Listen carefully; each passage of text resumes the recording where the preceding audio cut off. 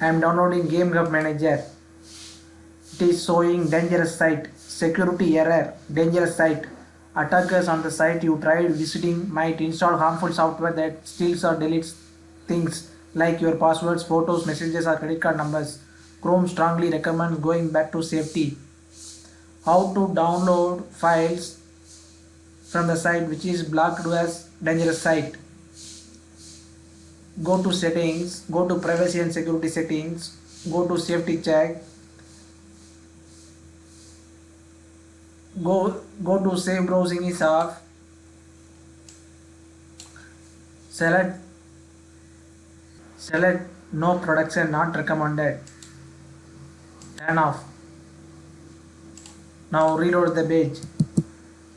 Now file is downloading.